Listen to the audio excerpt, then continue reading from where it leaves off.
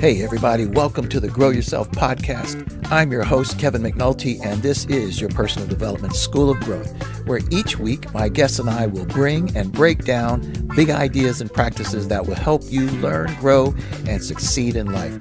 Thanks for checking us out. Now let the growth begin. Welcome everybody to another episode of Grow Yourself, your personal development school of growth. Thanks so much for being here. I'm Kevin McNulty, and let me start off by saying that just the other day, frankly, I was thinking about it, kind of a strange paradox, that we live with, if you would say that, that people we admire the most are often the ones who've walked through fire, not because they're invincible, but because, they're deeply human, in how they respond to things. And they show us something about ourselves, what's possible when we stop playing small or stop waiting for the, perfect time, or start, as we like to say, leaning into the tough, beautiful, unpredictable rhythm of life. I remember a music teacher who used to say to my daughters, embrace the suck. And that's what, these people do. And so today my guest is one of those people. He's faced, frankly, more than his share of pain, and somehow he's used it to shape a message that's not just inspiring, but frankly, grounding. So if you've been feeling stuck or overwhelmed, or like life has thrown you, some kind of a curveball, then I would say that this conversation's for you. So let me introduce you to someone who truly knows what sustainable excellence is and what it looks like, because he's lived it. My guest is Terry Tucker. He's a former college basketball player. If you want to take a hard turn in life, he became a SWAT team hostage negotiator. He's a cancer survivor, maybe to say a cancer warrior. He's an author, he's an international speaker, and he's also the founder of Motivational Check, where he shares daily doses of grit and growth to help people push through hard times. His book, Sustainable Excellence, is built on 10 powerful principles that help you lead a life that's not just successful, but deeply meaningful. Terry brings a message of resilience that doesn't rely on cliches. It's real. It's hard won, if you want to say that. And it might just change the way that you look at adversity. And so if you would, please welcome my guest, and hopefully my new friend, Terry Tucker. Terry, welcome to Grow Yourself. Well, Kevin, thanks for having me on. I'm really looking forward to talking with you. Likewise, we had a chance to speak briefly before this podcast, and you're just one of those people. Your personality is such that I just felt, boom. Just felt like a friend, right? Automatically. And I appreciate that personality. And I think that probably has a lot to do with just the type of person you are. You've went through some hard times. You've got a good sense of humor. And so I'm just really excited to have this conversation with you. Well, thank you. I'm looking forward to it as well. It's the old, when life gives you lemons, you make lemonade. And so I've tried to do that. 100%. Well, listen, before we get started, I always ask my guests, just to tell us a little bit about your background, and just, the question of, who is Terry Tucker? Yeah, that's a good question. I'm almost 65, so I'm still trying to figure that out, Join the club. Yeah, exactly. I grew up on the south side of Chicago with a little stint, a few years in Columbus, Ohio as well. I'm the oldest of three boys. You can't tell this from looking at me or from my voice, but I'm 6'8" tall, and actually went to college on a basketball scholarship despite having 3 knee surgeries in high school. When I graduated from high school, Kevin, from college, I'm really going to date myself now. This is long before the internet. But you already gave away your age, so you go for it. To help people find employment. So I moved home to find a job. The good news was my first job out of college was in the corporate headquarters of Wendy's International, the hamburger chain, in their marketing department. as I said, that was the good news. The bad news was I ended up living with my parents for the next 3.5 years as I helped my mother care for my father and my grandmother, who were both dying of different forms of cancer. After Wendy's, I actually went to work for the hospital that cared for my father and my grandmother. I thought they did such a great job. I wanted to be part of that organization. And as you mentioned, at 37, made the major pivot in my life and became a police officer. And part of what I did was I was a SWAT hostage negotiator. After that, started a school security consulting business, coached girls high school basketball when we lived in Texas. But for the last 13 plus years now, I've been battling a rare form of cancer, a rare form of melanoma. And then finally, I guess my wife and I have been married for 32 years. We have one child, a daughter, who's a graduate of the United States Air Force Academy and is an officer in the new branch of the military, the Space Force. Oh, that's fantastic. Wow. You know, I'm curious about the hostage negotiator piece. Can you just tell us a little bit about how you got into that? I mean, that's a pretty hard, turn. It is. Well, at 37, I became a police officer, which is pretty old to be getting into that Fair line enough. of work. I know I took a whole lot more Tylenol in the police academy than my younger counterparts when we were going through that. But SWAT is usually on most law enforcement departments, agencies, they're usually the best officers with the best equipment and the best training. I get it. And Kevin, I've always wanted to be part of the best and be the best at whatever I did. And so when there was an opening as a negotiator, I put in for it. And, I was in my 40s easily when I was doing that. And you had to do a PT test. You had to do a mile-and-a-half run, push-up, sit-ups. You had to meet with the psychologist. You had to take psychological exams, meet with the command staff, and then eventually meet with the team. And it was an all or nothing. I mean, if one person said, hey, I've worked with Terry before and he's really difficult to work with, I don't think he should be on the team, you didn't get on. Yeah. And so fortunately, I got the thumbs up and started my career as a negotiator. And I'll give you just kind of a funny story. We used to train, we trained every month. And it was just scenario based. We had a psychologist that was attached to our team. He didn't come out on call-ups with us, but he was there for the training. And so we would do different scenarios. That's how we practiced. And where you learned was in the debrief. And so I'm a first and very simple scenario. Hostage taker in a locked room. So I'm negotiating through a door. And Kevin, I spent the entire time talking to the hostage. And after it was over, the debrief was, you do realize we're trying to get the hostage taker to let the hostage go. You kind of got to interact with the hostage. At some point, you got to get a yes or a no, from them. Well, I guess I got a lot to learn here. So that was my first shot out the door. Oh my gosh, that is hilarious. That really is a funny story.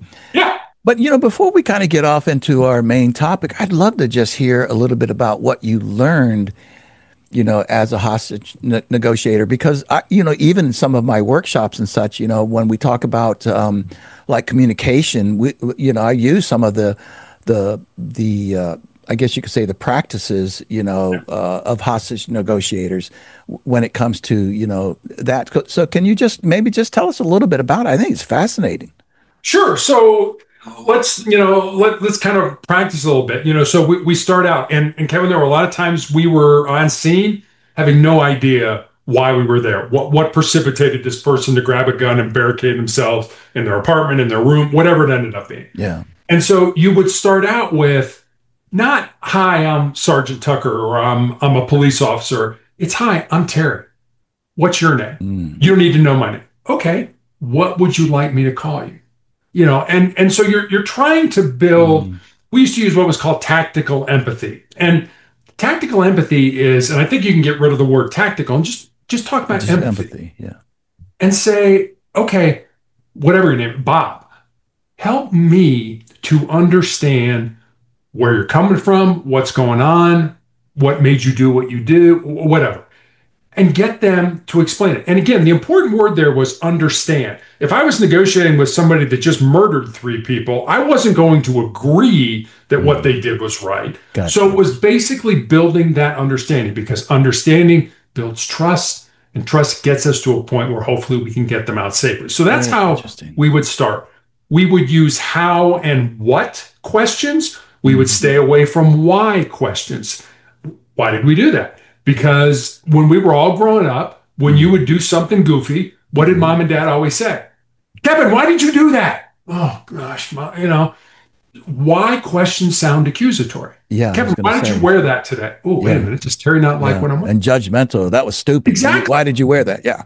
Right. I can get to the same answer by saying, Mm-hmm. Kevin, what made you decide to wear that today? It lands a little softer and Mm-hmm. it makes you feel like I'm not your parent. I'm not pointing the finger at you. So, how and what questions were important? And you and I have talked about this before. Curiosity was Mm-hmm. we were taught to be curious. Mm-hmm. I can't do that. You can't do that. And we would say things like that. We would make that kind of a curious type of, we would parrot back to them the Mm-hmm. last few things they said, and then we would go silent. We use silence a lot. We don't like silence as human beings. It forces people to talk. And that's what we were trying to do, Kevin. And I'll end with this. If you think about what we did, we've all been to the park as kids and played on the teeter-totter or the seesaw. So think about somebody who's in crisis. When we start talking to them, their emotional brain is way up in the air. Their rational brain is way down on the ground. So by asking those how and what questions, by being curious, by getting them to talk, we're burning off a lot of that emotional energy to the point where hopefully you get that teeter-totter or that seesaw to equilibrium. And then by continuing to be curious, by continuing to develop that trust, you get to a point where their rational brain is way up in the air and their emotional brain is down on the ground. And Wow. that's when we can start talking about solutions. I'm not going to go into a negotiation. Oh, you need to put the gun down. Yeah. You need to come out. They're not in. They don't want to Yeah. hear. They're highly pissed off, angry, Exactly. depressed, whatever it is. Yeah. Well, and you make a good point with that. That was something else. And that's why hostage negotiation was so Mm. exhausting because you had to get down in the weeds with somebody. Yeah. If you were yelling and screaming and ranting and raving about your mother, and I said something to you like, "Well, Kevin, it sounds like you're a little upset with your mother." No, I am pissed as all get out at my mother. You need to Oh go where they are. So if you my don't hit gosh. it, they're going to be like, "Well, Terry doesn't understand what I'm saying." But if I do hit it, it's like, "Yeah, he gets me." Again, we're building Wow. trust. Trust gets us to a point where we can get people out safely. This is amazing hearing you talk about that because what you just said, and I didn't use the mom thing, but what you just said is exactly what I use when I talk about, and I don't know if it's the term that you actually use, but the emotional labeling. And that my understanding, especially in hostage negotiation, is that identifying that and I'd love to hear more of what you say about this. That my understanding is that, labeling their emotions, one, allows them to target what's going on in their head and also informs you. So just as you said, I think I use the example of, wow, you seem really frustrated. And they respond, no, I'm not frustrated. I'm absolutely pissed off. It helps you understand, but also my understanding is that it does release some of that tension from themselves because they express what's going on in their head. Correct? Or correct me on No, that. you're absolutely right. And that's, I mean, think about that today. Mm. Somebody says something and a great response, especially if you're in a meeting, you're in a negotiation, whether you're trying to buy a car or whether you're making a business deal, whatever it ends up being, it seems like you have a reason for saying that and then go silent. Oh man. Because again, we don't like silence. And the person will start talking. And the more they talk, the more information you get, that could help you potentially get a better price on that car or a better deal when you're making that negotiation or just with your kid. I mean, I do this a lot with people, even if they say something nice, it's like, oh, you seem to have a reason for saying that. And then be quiet because they'll fill the silence and you'll get more information. So absolutely Mm. you need to meet them where they are. And again, that builds that trust with them. And another kind of funny thing that we used to do, and I remember when I first heard this, I'm like, this is crazy. This is nuts. This is like we could be blocks away on a phone we had this huge like mile long phone cord. And again, this has been a while. You had cell phones and all that today, but That's funny. where you'd be talking to somebody and they're like, when you start talking to somebody, smile. I'm like, smile. I'm 3 blocks away from this guy. What are you talking about? Smile. Like, no, that smile comes across over the phone lines.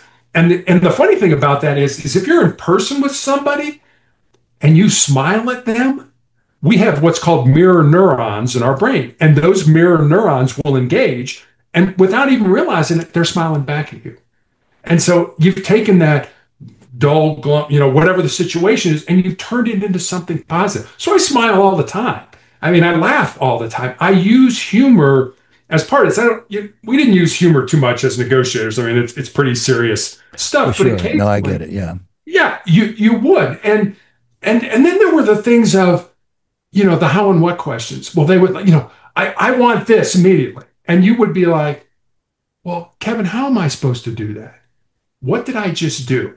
I just threw that back in your court without even having you realize it. Now I've engaged you to help me get you out safely. Well, Terry asked me how I could do that. Well, let me see. And now you're going to give me suggestions. So it's these little kind of tricks. And This is you're not playing with people, well, no, but at they're the same time, gambits. Yeah, no, I get it. I you know, absolutely get it. They're strategies, yeah, techniques, tactics. I mean, it all makes sense. The other thing I'd like to ask, and by the way, I think I'm going to ask you this question and shut down the podcast because I think we've taught a crap load to the listeners, and we don't need to go any farther. No, this is fascinating. But the whole concept, and I focus a lot, let's say, and I'm sure you do this as well, whether it's coaching or workshops. I, I wouldn't say particularly leaders, but we'll say leaders. The two things that I like to walk away in working with leaders is one, learn how to be curious, engage that curiosity thing. It's so important to rather than sitting at the conference table and you sit down, you've got this sort of authoritative mentality where you say, okay, we got this project, here's what you're going to do, and all this kind of stuff. Rather saying, we got this project, here's the context, what do you think, Terry? And that so what I feel like is being engaged, there's two things. One is the curiosity, but also the second thing is the question. How incredibly important it is to whatever it is, leadership, parenting, it doesn't matter, hostage negotiation. And so, do you have any understanding about whether it's the neuroscience or just your basic understanding of why questions do what they do, why they cause people to go down a certain, let's say, a more productive road? There's probably a better way to put that. no, that's a great question. And I kind of think you hit the nail on the head. And I've seen this in business, and it's kind of the same thing. There's a problem within, with your customers or with the manufacturer, whatever it ends up being. And so what happens? The boss calls a meeting. Everybody sits around a conference table. Now, this can go one of two ways, and this is going to go to exactly what you were saying. What can happen is the boss can come in, sit down, state the problem, and then say something like, well, I think we should solve this by doing X, Y, and Z. Yeah. And then say, but I want to hear what the rest of you say. Now, unless you're an idiot and want to get fired, you're not going to say anything different. You're just going to paraphrase what the boss said and go around. That's a good idea, sir. Exactly. Yeah. Oh, yeah, that sounds great. Well, all the time you're thinking, you have no clue what's going on. Right. The other way it can go, boss sits down at the table, states the problem, and then says, I'd like to hear your solutions to how we can solve this problem, and be quiet. That's how you get people engaged. That's how you get people. And I think part of it is, one, you got to be curious. And two, you've got to be involved. And I'll give you a quick story. When I became a sergeant, the captain of the district where I was came out and said, Terry, I want you to read this use of force report and tell me what you think. I said, okay. And so it was basically a radio run of a woman who had a gun. She was sitting on a convertible with the top down. They gave her a description. Officers get there, the convertible's sitting there, the woman's sitting on the car, same matching the description. They stay behind cover. They order her to the ground. She won't go to the ground. They ended up tasing her and basically getting her into custody. And I said, Captain, it's a textbook. It's great. It's like, well, why didn't they just walk up on her? And I said, Captain, it was a gun run. Have we not been to enough police Mm, funerals where people have been, murdered in the line of duty? They stayed behind cover. They used the tools and techniques we gave them. They tased the woman. She was fine. They recovered the gun. They took her to jail. I'm like, if you walk up on her, she's yeah. got a gun. There's a good chance she could.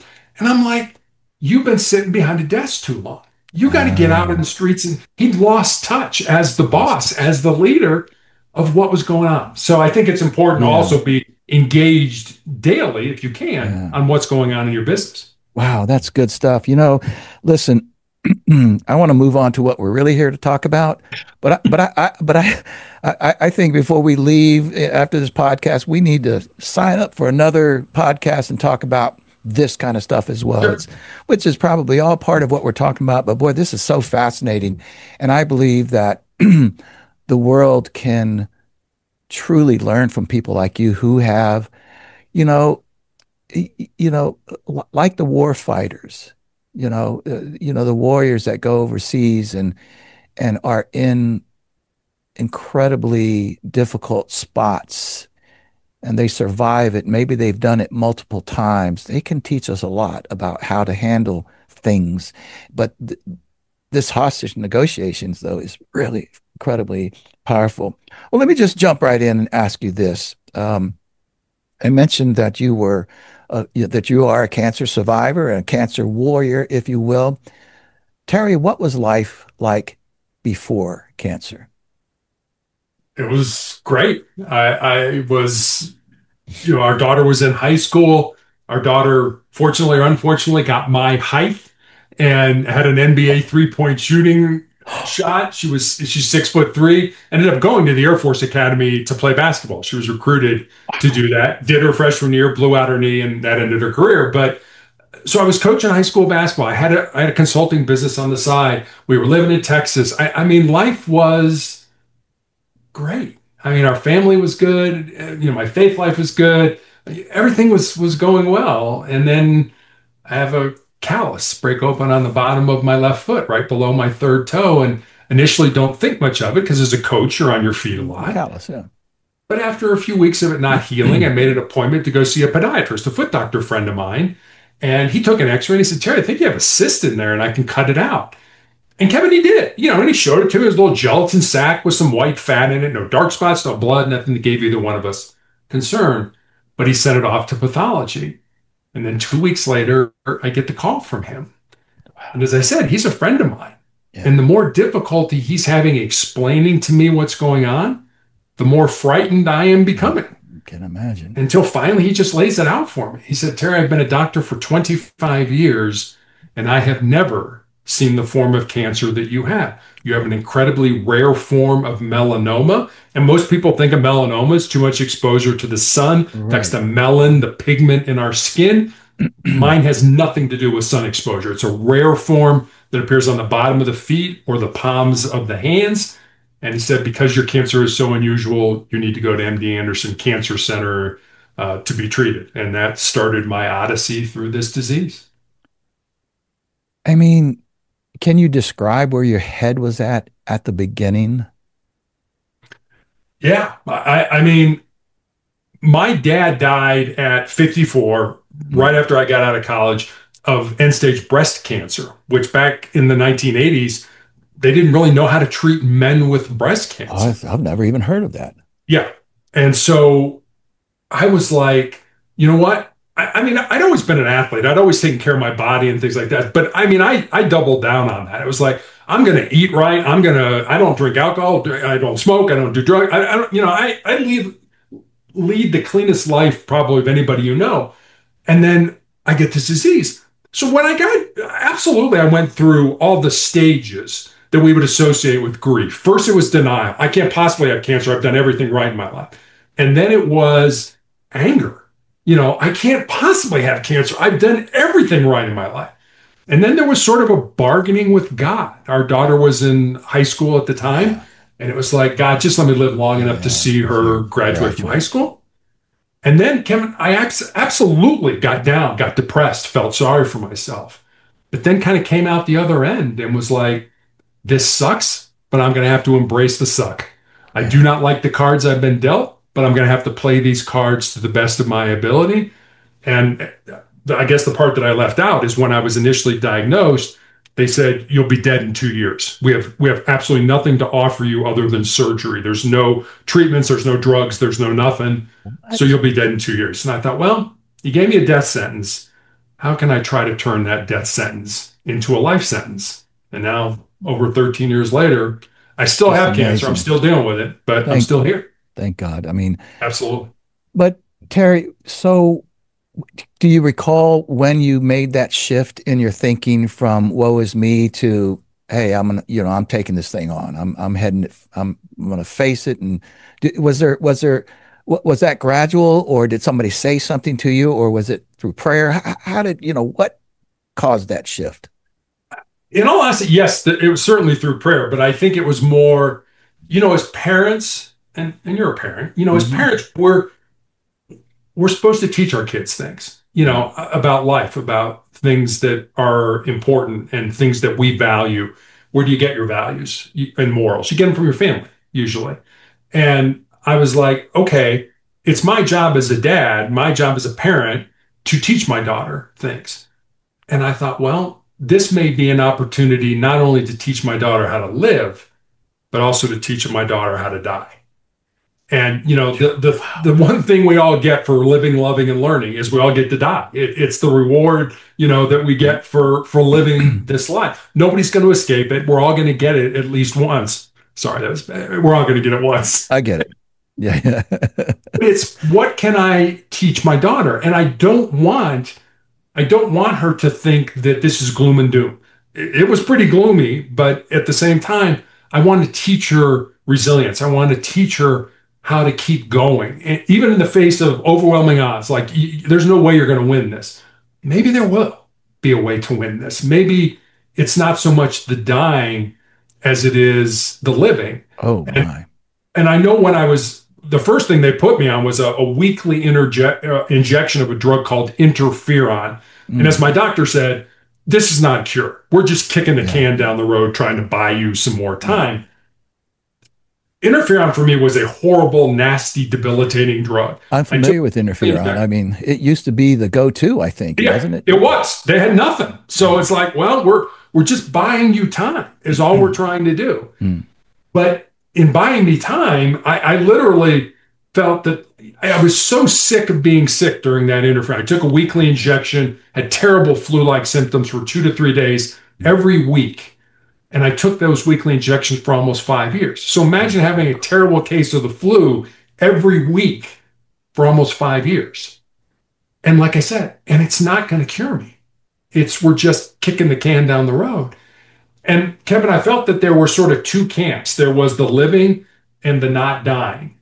I was not in the living camp. I wasn't living. I was just not Just dying. not dying. God, that's And, crazy, and man. it was just 5 years and I literally prayed to die. I was so sick of being sick. I'm like, okay, God, look, just take me out of this. Yeah, Get get me done out of with this. here. Yeah. Yeah, let my family get on with their lives. But obviously he didn't, but he certainly gave me the strength to go on. Because Kevin, I mean, sometimes a good day was literally, I just got to get out of bed and make it to the couch. That's going to be a good day. It's just blowing my mind. I did not expect to hear this, Terry. May I ask you to offer, before we kind of move on here, maybe to offer our listeners, just whoever randomly might be listening to this, maybe the one thing that you would encourage them to do if let's say they just recently were diagnosed, or, something like this, one thing. Well, let me tell you a story. And it's a true story. It happened back in the 1950s at Johns Hopkins University. There was a professor there by the name of Richter, and he did an experiment with rats. So hang with me. I'm going to tell a rat story. Do it, So, man. Yeah, yeah. yeah. And what he wanted to do is to see how long rats could tread water. So he put a group of rats in a tank of water that was over their head. And the average rat treaded water for about 15 minutes and sank and drowned. And then he took another group of rats and he put them in that same tank of water. But he watched them close this time. And just as they were getting ready to sink and drown, he reached in, grabbed them, pulled them out, dried them off, and let them rest for a while. And they took the exact same rats, put them back in that exact same tank of water. And the second time around, on average, those rats treaded water for 60 hours. Now think about What? that. First time, 15 minutes, and it's not like, your business is going to fail, you're going to flunk a Yeah. test, your marriage Yeah. is going to go, you're going to Yeah. die. Yeah. Second time around, 60 hours, which taught me two things. Number one, the importance of hope in our lives. That if we know we're doing the right things, maybe not today, maybe not this week, maybe not even this year, but at some point in time, there's a decent chance, nothing's 100%, that we'll get to where we want to be. Wow. Second thing I'll tell you is this. I think all of us have a breaking point, but that breaking point is so much further down the road than we ever thought it could be. Our bodies can handle so much more than you think. So, when you're in that, I just can't go on. I can't. Mm. You can't. You can do a whole lot more. It's your brain that's telling you this hurts, it's uncomfortable, I don't like it, stop it. And we listen to our brain. Don't listen to your brain. It doesn't have your best interest in mind. Push through that pain and realize you can keep going forward. That is crazy. I mean, and I can hear so many different people that I know, even, I mean, it's not the same thing, but I hear runners say this, long Yeah. distance runners say this all the time. They just said, some of them will say, I just didn't know I had it in me, and once I was confronted with it. And so then, when it comes to these two things, sort of, let's say, garnering hope and and understanding that you have more than you think, is this, I don't want to No. simplify it, but is this just essentially making a decision that, I mean, because I always ask myself a question like this. We both know, and I think most Christians or religious people also know that, th that this idea of believing in God, believing in the teachings of Jesus Christ and the promise that in and of itself gives you hope. That's part of the package is that God brings hope. So with that, but slightly putting that aside, how does somebody garner hope? How do they go from I'm going to die, in a year to, okay, no, I'm going to hang on to some hope here. Where do you generate that from? I mean, I think it's a hard question, but It's a very hard you question. know, But I'll kind of go back to some Stoic philosophy that the Stoics used to talk about memento mori, remember death.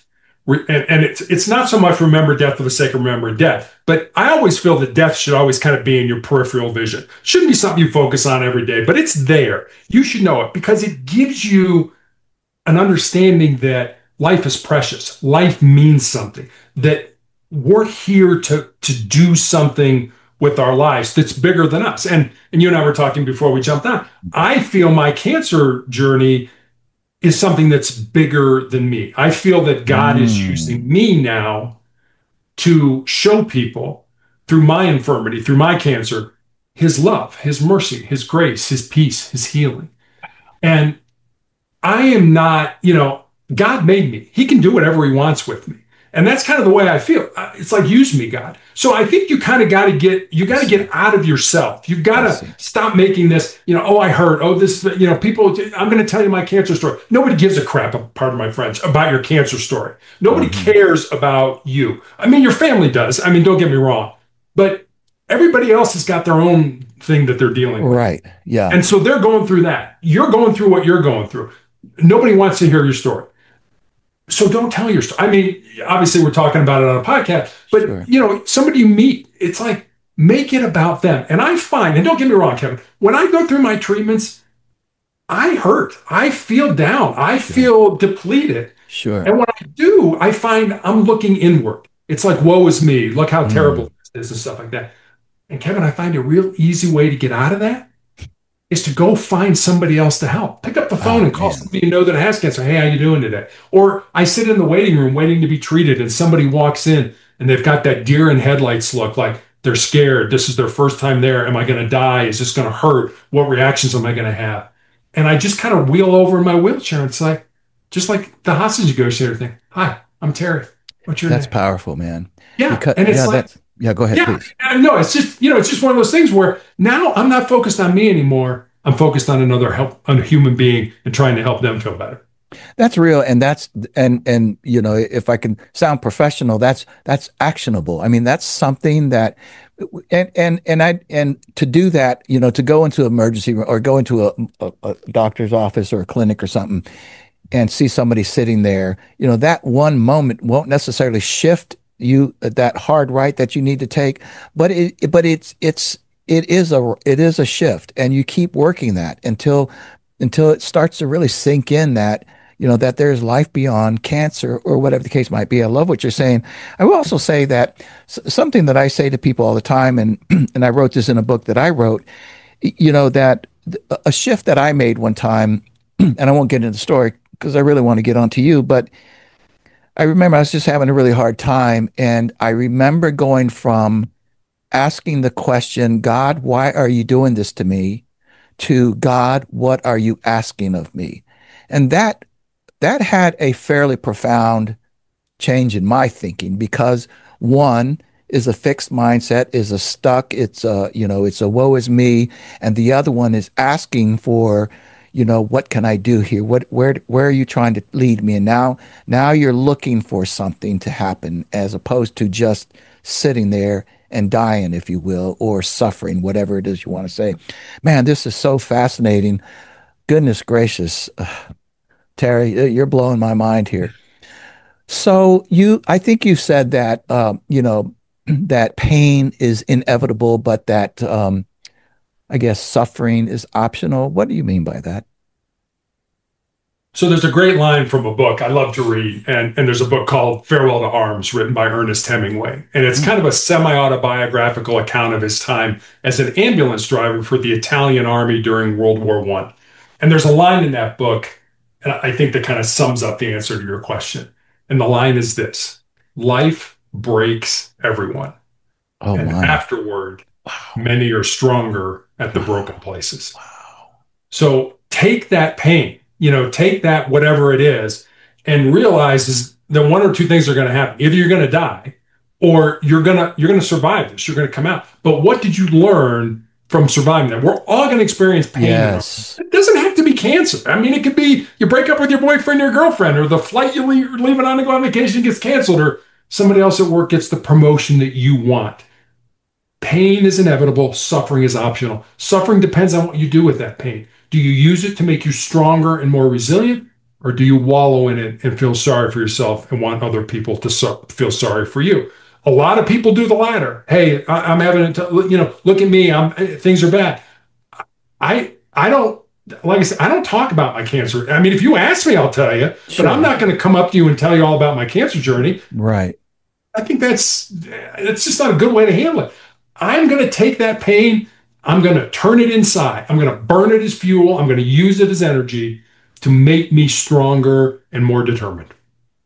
That is amazing. And so you're obviously talking about, I guess you could say your mindset and so let me just ask then relative to even your book that the mindset of sustainable excellence, um, you know, what is that? What is building a life that endures and, not one that just succeeds, because it seems to me that once you get down this road, you know, whatever it is, once you say I've succeeded, then you've arrived. And I mean, you can succeed in accomplishing a project or a goal, but when you're talking about, a sustainable life or sustainable excellence, what does that mean? Yeah, that's a great question, and I get that. You write this book, Sustainable Excellence. What does it mean? What is excellence? My Yeah, response is, start with that. Yeah. I don't know. What do you mean? You wrote the book. How can you not know? And the way I look at it is, I think excellence is like beauty. It's kind of in the eye of the beholder. I love You that. have to determine what excellence means for you. I can't tell you what excellence is. You and I may look at a piece of music, a band, a sports team, and you may say, "Oh man, they are excellent," and I may say, "Yeah, I think they're good, but I don't think they're excellent." So I think excellence is something you have to determine. Once you determine that, then how do you sustain it once you get it? And we see this all the time. People work real hard, they get to the top of the mountain, and what do? They get back in the chair, put their feet up on the desk, pour themselves a drink, and be like, Hmm. I've arrived. And then what happens? Right. 6 months, a year later, boom, somebody passes them up. Yeah. Well, how did that happen? Well, people studied what you did, how you became successful, improved upon it, and passed you up. So if you want to sustain excellence, you constantly have to innovate. You constantly have to improve. You constantly have to look for different markets, different ways to do things differently. If you're not constantly adapting, you're not going to sustain that excellence. So it's not a hard concept. It's hard to do. It's Gotcha. what's the next thing, because we work really hard. We work really hard when we get there, and then we kind of want to relax. And I think part of it is the grind. You have to love the grind. You have to love, yeah, this is going to be hard, but I love doing what I do. So it's really not work. Yeah. It's what I love. But even And the that's, grind, though, is, it's, I don't know if maybe controversial was a little bit too strong of a word, but I think about a couple of things. One, I've just, kind of read up a little bit, let's just say, and I apologize if I got this wrong, but I think I've read enough to understand that, for instance, in the Japanese culture,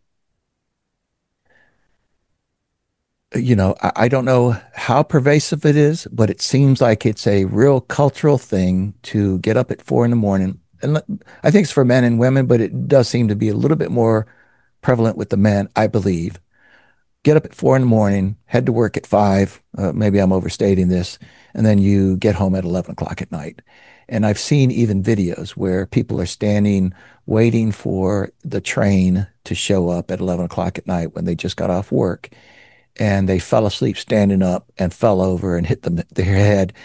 And, you know, and it looks brutal, that grind.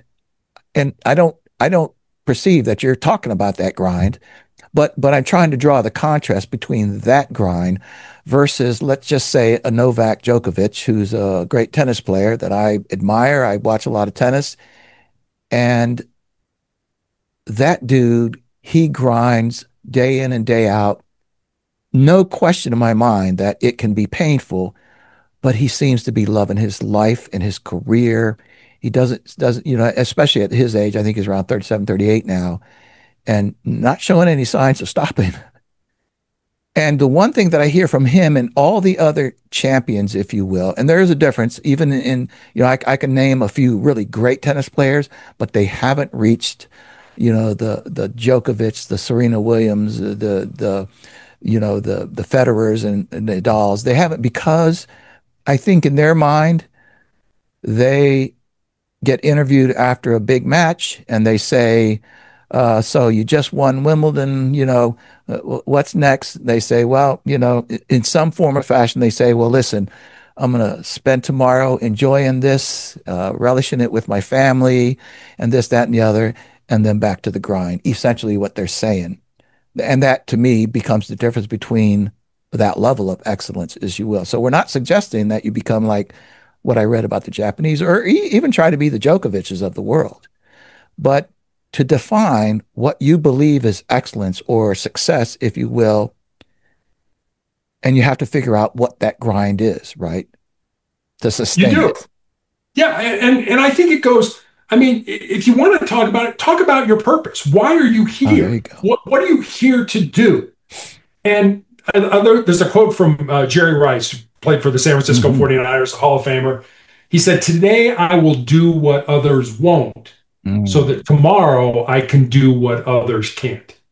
So if you're willing to get up early, if you're willing, to go and practice and things like that. And I think the only way, what separates the people from, the college athletes, I mean, everybody's going to college and everybody's going to get a scholarship. Well, statistically, you're not. I mean, 7% of high school kids, I remember, oh, I wish I could remember the professor's name. There's a professor who told the story back in 2022. And he was a black professor. He was talking about just specifically black athletes. He said there are 1 million black boys that are vying for, and he was just talking about basketball, 400,000 high school basketball jobs. There are 400,000 high school players that are vying for 4,000 college jobs. There are 4,000 college players that are vying for 42 basically professional athlete, professional basketball player jobs that basically last for 4 years. So we've got a million boys trying to get 42 jobs that last for 4 years, and yet we have 100,000 openings for computer scientists, doctors, lawyers, and we don't have the skill level in the Black community for those young men to be able to take those jobs. I think I've heard that before. That might be the Stanford professor. I can't remember his name off the top of my head. There's another guy, Woodford, Woodford, I think it is. I've heard that before, and that's powerful, man. It is. I mean, the odds of playing on a Division I level, at the big time schools, 2%. 2% of high school kids will ever play at that level. Wow. And, my daughter went through the whole AAU thing. And my wife, if she was here, she'd spend your whole hour, just talking about how horrible, every weekend we're going somewhere. I mean, we would start out west and work our way back, Seattle, Denver, Chicago, Nashville, Louisiana, New Orleans. And you're just going from tournament to tournament to tournament to tournament in the hopes that you will get a scholarship to college. And 97 or 98% of those kids never will. Play at any level in college. Whether it's junior college, whether it's, Division I, II, or III, you're never going to play it past high school. But everybody thinks you are. And I'm not saying don't chase your dreams. Absolutely, you chase your dreams. But are you willing to put in the work that's necessary to put yourself in a position? And the other thing I would tell you is if you're good, it doesn't matter where you play. It doesn't matter what high school you play for. You will be found if you are that good. But you got to put in the work. Yeah, this is crazy. I love what you're saying here. I'm going to ask you about your 10 principles in just a second. But part of what I'm thinking about here is, and again, I don't want to nail it down to these two exclusive ideas, but there seems to be in sports or life, you have the uber, the ultra, the mega talented person. And then the other one who is not quite as talented, but outworks the talented. And then you have those. I'll mention somebody like Michael Jordan, who has both, in my opinion. And I'll just say this very briefly. It can speak to my own life about my aspirations that for whatever reason, I didn't work hard enough to get there. I also would submit to you that I wasn't talented enough to get there.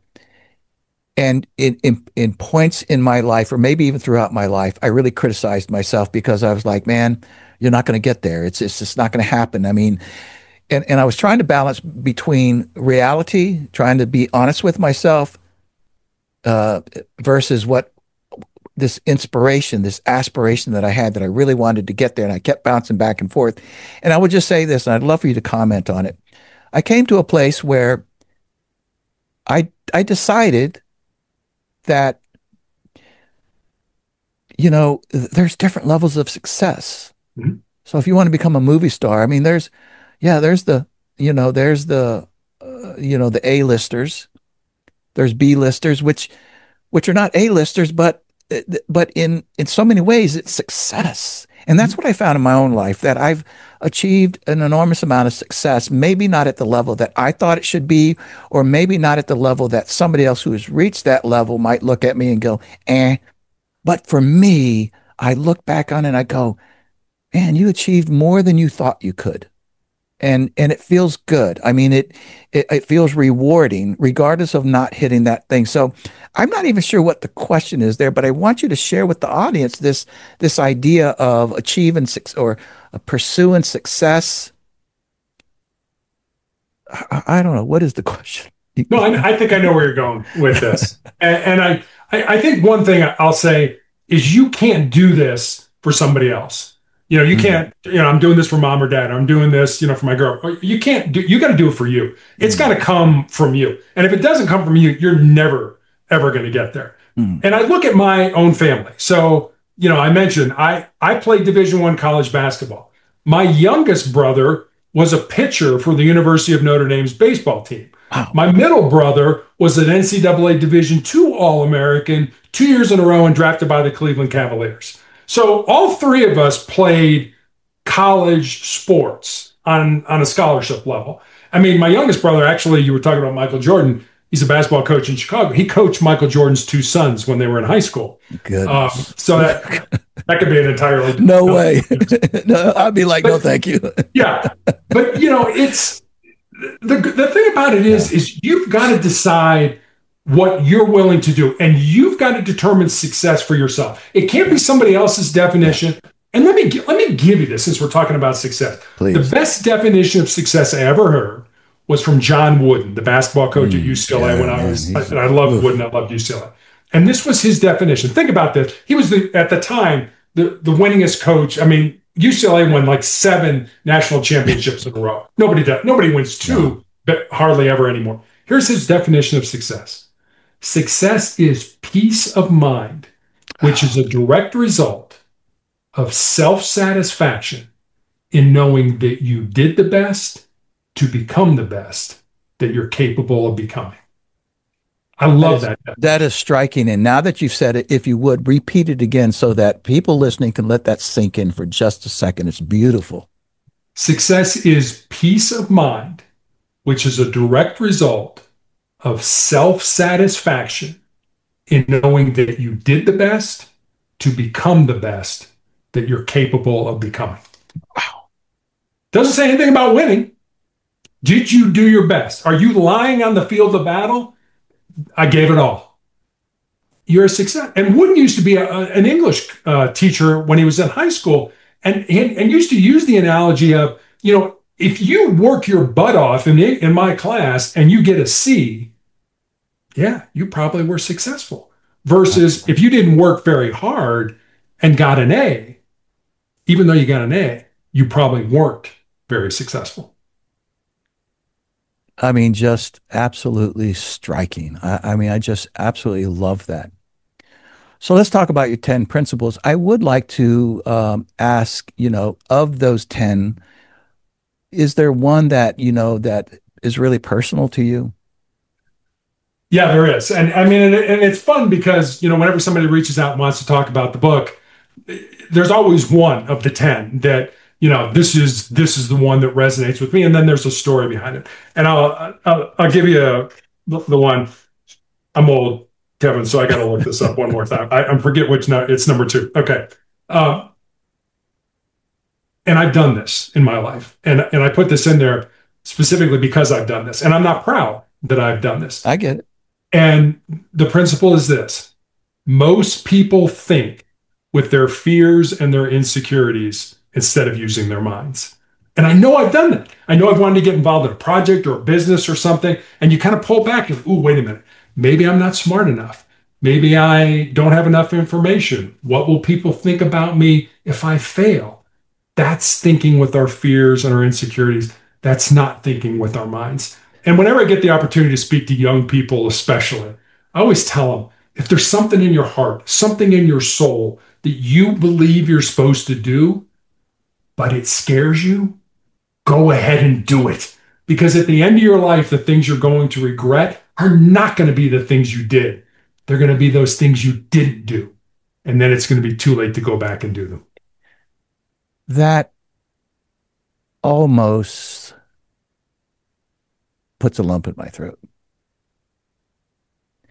I can look back on my childhood and my younger adult self, I guess you could say. I lived exactly that way.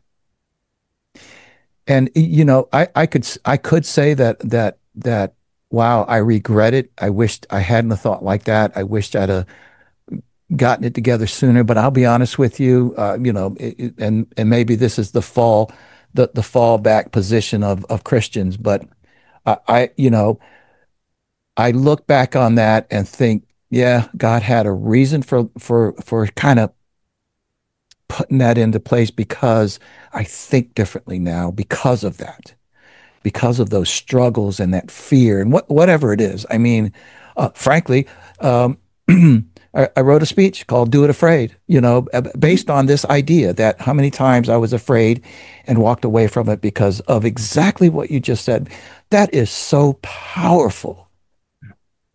Yeah. Wow. Share some more about your book and your principles, in sustainable excellence. Yeah, never wanted to write a book. Never thought I would write a book. There's kind of that old joke that says when we talk to God, it's called prayer. When God talks to us, it's called schizophrenia. So God has never spoken to me and Okay. said, Terry, you should write a book. Yeah. But Kevin, what I think God did Yeah. was put enough people in my path that started to make the same suggestion over and over and over again. And I think I'm smart enough now, I'm mature enough that it's like, hey, I better pay attention to this. And that goes back to free will. God's like, hey, I want you to write a book. No, Yeah. God, I don't want to write a book. Okay, I'm not going to make you write the Yeah. book.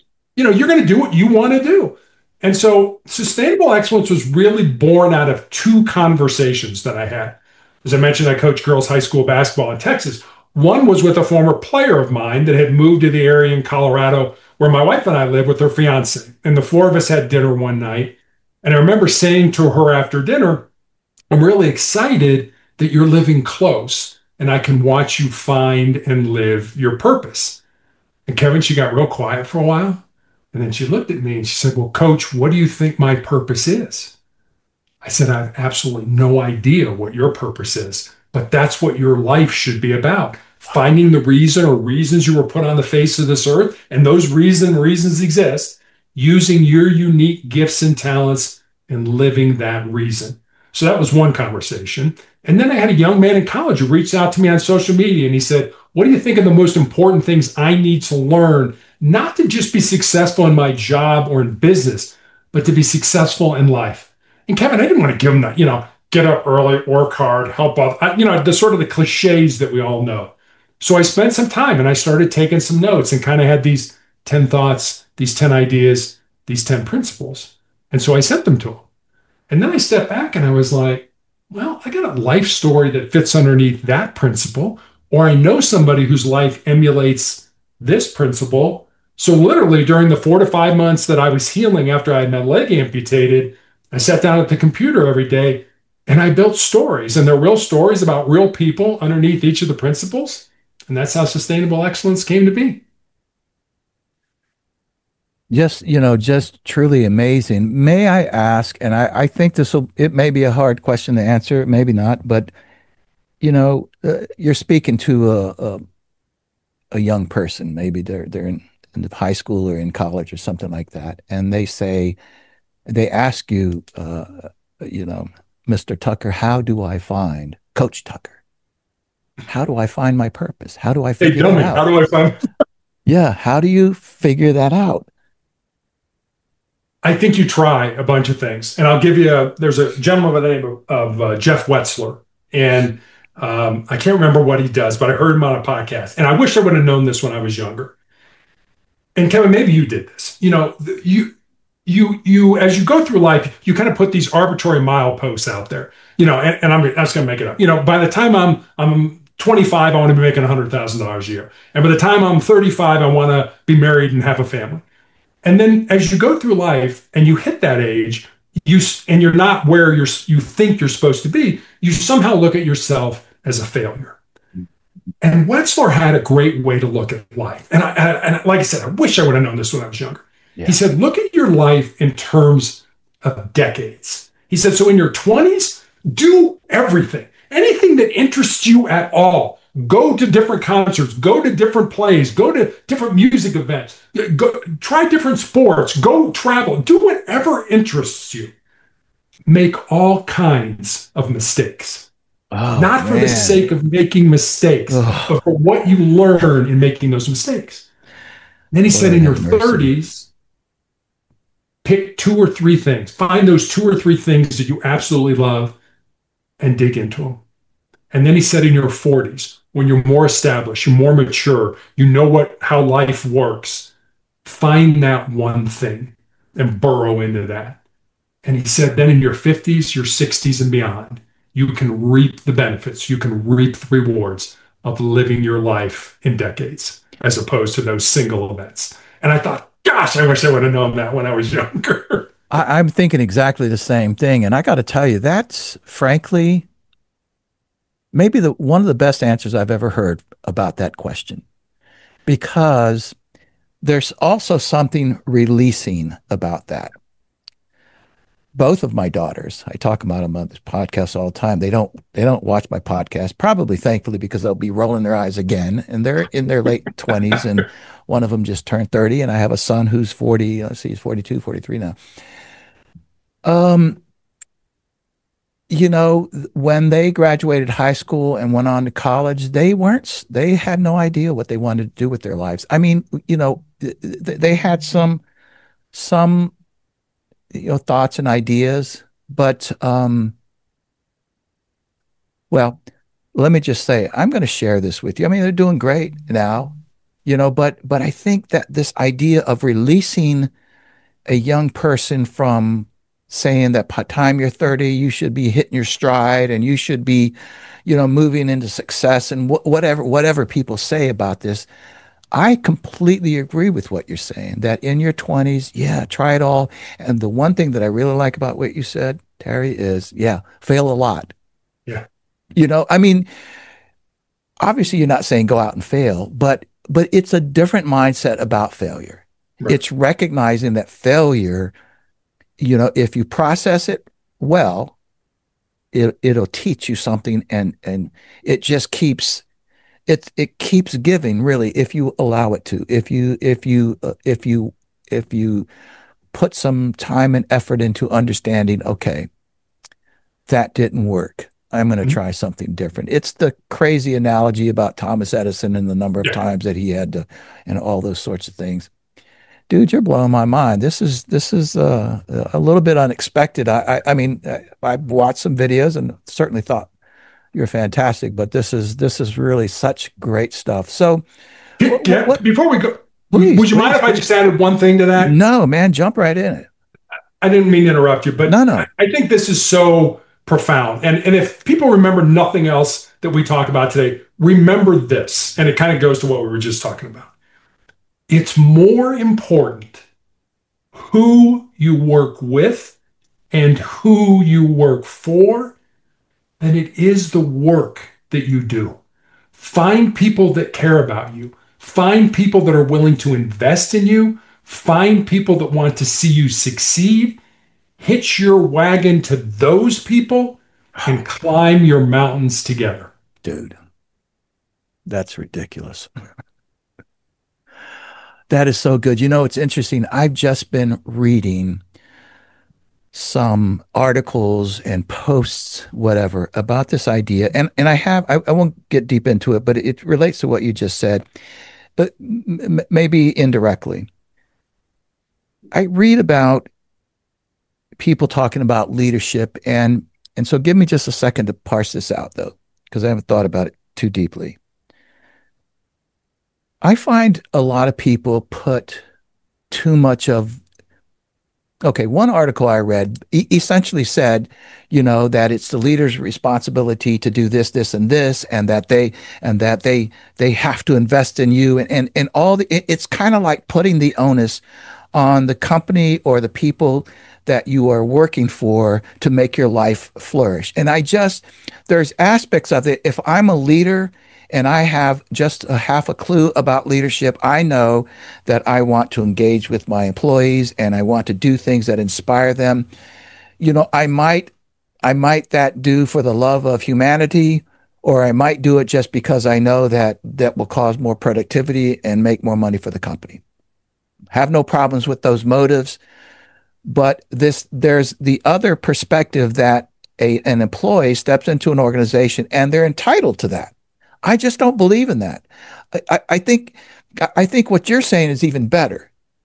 That if you're not getting it from XYZ, well, then go find what you just said. Go find those people that you can hitch your wagon to, that's part of their being, that they want a great team, or they believe that there's this reciprocal behavior. I used to work with a lot of interns, master graduate students, and one of the things that I always told them, I said, listen, I'm not going to tell you a lie. I love helping young people, but I'm also asking you to be here because I need you. I need your thinking. You're smart and you're a graduate and you're doing the work that kind of studying that I'm doing. And and it was always my philosophy that, I'll do everything I can to help you become successful in this internship. And here's what I need from you. And it was always an exchange, but I had a genuine love to help them. But I think they understood it was reciprocal, and it worked so well. Can you just speak to that again? Sort of don't know what the question is, except to say that kind of maybe what you just said. Man, go find those people, and I love it. Hit your wagon to them. Yeah, And I mean, we know this. I remember there's a guy by the name of Alex Hermouzi, and he was talking about somebody asked him a question about what should you look for when you get married. he's a fascinating dude. Do I know He, him? Long yes, you hair? do. Yeah, Yeah. yeah, Well, yeah. And he said, there's obviously a lot of things you need to consider before you marry somebody, but he said, let me give you two things. He said, number one, consider marrying a person where your metrics are better. Are you reading better books? Are you financially better off? Do love you it. have better friends? Are you going on better trips? Are you going to better plays and concerts? And he said the second thing is, would you go to war with that person? In other words, when the shooting starts, would they stay in the foxhole and shoot back with you, or would they cut and run? And he said, if you can answer yes to both of those questions, you should consider marrying that person. Because marriage, we hope, is a lifelong adventure, 100%. and so, are you, what are the people you're surrounding yourself with? If you hang around with people that are smarter, that are more financially better off, that are reading better, you're going to be one of those people. Versus if you hang around people that it's all about drama and it's negativity and it's all about them, you're going to turn into one of those people. So be very careful who you hang around with. Find those people in your life, like you said, that part of their purpose in life is to help other people. I always like the quote that said, and I think the United States Marine Corps, you and I both having relationships with the military, I read the statistic and it kind of blew me away. 163 of the Fortune 500 company leaders at one time were members of the United States Marine Corps. So obviously the Marines got leadership right. Yeah. Whatever they're teaching, whatever is going on there, we ought to find that. We ought to bottle that, and we ought to use it in the private sector and things like that. So make sure the people you're hanging around with are good for you, make you better. Because if they don't, you need to get those people out of your life. And that's okay. As you move through life, you're going to have to distance yourself from people like, you're not good for me anymore. You don't make me better. And I can't help you because you don't want to. I mean, one of the questions when I got cancer was, and I asked myself this, do you want to live? And people are like, well, of course you want to live. That's not true. That's not true. People don't want to live. I have seen people where a doctor said, you're going to die in 2 years. And Kevin, they die on the 2-year anniversary that doctor gave them. Do you want to live? And sometimes when I'm really down, I ask myself that. Do you want to live? Do you want to keep going? And I always, so far, I've come up with yes as being the answer. But sometimes the answer is no. I'm done. I'm through. I can't go on. I think you can. Yeah. But like I said, all of us have a breaking point. That's right. And by the way, to your point, this is where, good people that you surround yourselves with who will lift you up. Yeah. They recognize what's in your heart. Of course you want to live, but you come to them and say, I think I'm done. And, they give you more hope. They give you that energy that you're lacking. Maybe circling back around to the hostage negotiation, that they ask you these questions, or they, try to instill some kind of something that allows you to release that tension from your mind and to just try another day. I mean, there are people who will say that to you. I get it. The empathy. I get it. I can't imagine what you're going to. Can you strive for another day? Mm-hmm. Not can you strive for 10 more years or 5 more years? Can you just strive for tomorrow? And then let's talk again tomorrow. Yeah. I mean, this is kind of talking out one side of my mouth, but I think that's real. It's very real. It's having somebody that'll take the burden. It's almost like Jesus. If you're weary, if you're weighed down, come to me. My burden is light. I will help you.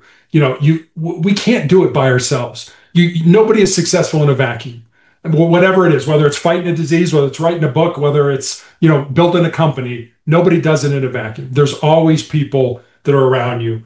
And there's a professor at the University of Chicago, and absolutely, I love this story. He does this with his students, and it's about connection. It's about finding those people that you connect with.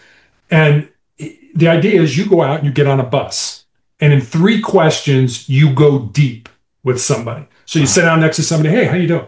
I'm fine, how are you? Question 1. And I'm just making this up. Yeah. Question 2, what do you do for a living? Oh, I'm a doctor.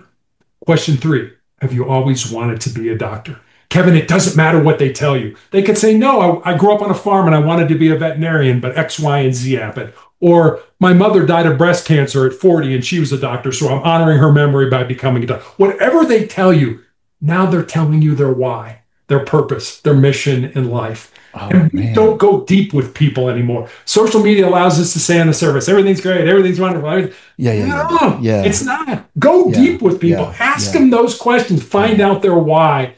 And if you like that why, get your wagon to those people. That's so brilliant, because again, there is an exchange that's going on. There's an engagement going on there. On the one hand, and you never know who you're running into or what they're feeling that day. And they get off the bus or they get off the train, and some of them will say, man, thank you for this conversation. I really needed it. And that person's response is, no, thank you for that conversation. I really needed it. That's the beautiful thing. And I think what you just said, it's not just a principle. You offered some, that's exactly how you do it right there. Yeah. Go deeper. 3 questions is all you need to start off with, if you will. Man, I have maybe about 1,000 more questions. If you've got like 7 more hours, let's. Sure, I'm good for today. Let's do the Joe Rogan thing and go long form here. No, but Terry, we got to do this again, man. I would love to, Kevin. You are an inspiration, but I will also say, not just an inspiration. You are a person who has engaged your life and engaged with your life that you can actually teach us. Yeah, I run into people all the time that are really great at what they can do, and I'm not being critical of them, but they can't really, they haven't paid attention enough maybe to share these ideas with you. And you have gone, brother, you have gone deep with your life, and maybe starting off what we began with. I don't think there's any question in my mind that God is pointing you in a direction and taking you right along here, because you are sharing some pretty magical stuff, and I say that very sincerely. Thank you, Kevin. I appreciate that. Can you share with the folks where they can find you, where they can find your book, whatever it is? I do want to ask, before you do that, if you would, is there anything new on the horizon that you're doing? New book, new whatever, please share it. Actually, yeah, I've got a new book. It's called 4 Truths and a Lie. It should be out in the next couple of months. We've been working on it for a while. We're at the, kind of really the final stage. We just finalized the cover the other day, and so that hopefully will be out in the next few months. What is the thesis, the overview of that? So it's 4 truths that I talk, depending on the podcast, I talk about: control your mind, embrace your pain, kind of a legacy type of truth. And as long as you don't quit, you can never be defeated. And then the lie is kind of the things, some of the things we touched on today about how do you determine your worth? Is it your power? Is it your money? Is it your influence? Or is it the connections that you make with other human beings? And I think, we all get sold, if you wear these clothes, or if you drive this car, or if you drink this beer, you've made it, you're a success. Yeah, man. Are you? You know? And so it's kind of here are the truths and here's the lie. I like that. Kind of take it in and you process it, you decide. Yeah. I always say, I don't have all the answers, but I've learned some things along this journey that I'd like to offer to people. And if they work, take them. If they don't, find out what works for you. Yeah. So, yeah. Well, I appreciate your humility, but I might push back and say you've got a lot of good answers. And I just can't thank you enough for sharing these on the Grow Yourself podcast. And I can't wait to push this thing out, because, the folks that are listening to this are really going to get a lot of it and watching it. So please share where people can get a hold of you, make contact with you, follow you, whatever it is. Sure. I have a blog/website called Motivational Check. So reach out to me at motivationalcheck.com. And they can see your book there, or find. They can get the book there. I know it's on Amazon and all that. Yeah, that's perfect. Yeah. And make it short and simple. So Dude, God bless you, man. Thank you. Wow. I mean, I'm truly just so grateful that this happened. You know, Well, Kevin, I am too. I mean, you know, it's positive to be able to go on shows like yours and have these conversations that, I always say, if one person hears it and it makes a difference in their life, today's been a good day. We've done mission something accomplished. positive, and I hope that's going to happen. I'm looking forward to it. Well, listen, thanks again, and let's stay in touch. Absolutely. All right, man. God bless. You too. Thank you.